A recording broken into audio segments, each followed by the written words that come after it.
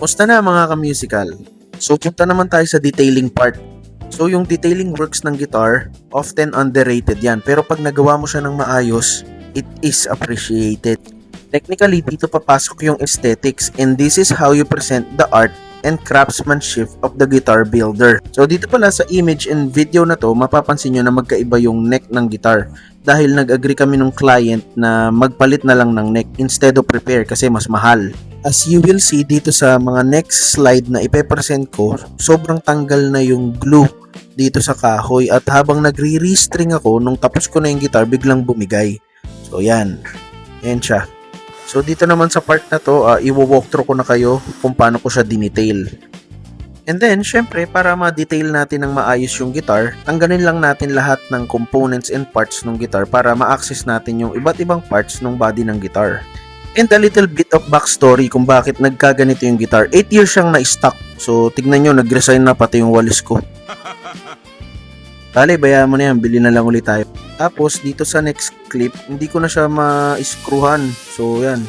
Grinder na natin para ma-access natin yung loob na parts at matanggal natin lahat ng pwedeng makahamper sa detailing. So, dito makikita nyo, naging pugad na siya ng mga lizardo.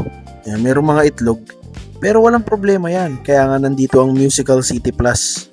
So, dito sa part na to, tinatanggalan ko na siya ng mga gunk build-ups. So, ito yung mga matitigas na mancha na hindi matatanggal ng basta-basta mong punas, or pagka pupunasan mo lang siya, pwede mong ma-damage yung guitar. And then, after malinisan, ito na. So, binuff natin yan. Para, tingnan nyo, unti-unti na siyang nagiging shiny ulit. Para maibalik natin din yung deep gloss finish. So, ayan o, tignan nyo. So, ayan, kayo na lang po ang humusga. In-upload ko din po yung before na dalhin siya ng client para ma-compare natin. And then, after na-install na yung mga parts, ayan na siya. So, balik na siya sa deep gloss finish niya. Tapos, dito naman sa next slide, tinanggal ko din and ni-replace natin itong mga machine heads as per client request na rin. Tapos, ayan, nililinisan din pala natin yan bago natin simulan yung process ng detailing kasi para hindi na mag-further damage dun sa aesthetics. And then, ito pala yung pinampalit natin na machine heads, yung locking tuners na rin. Yung brand niya, ARM or ARM, subsidiary siya ng Geiger, I think. And then, kailangan pala nating lakihan ng konti yung existing na butas para magkasya yung ipapalit nating machine heads. So, ayan. Okay na siya. Pasok. Kasi ito na, isa-isa nating i-install. And then, lagyan na rin natin ng screws. Yun lang for today's video sa ating detailing nitong Mavis Japan.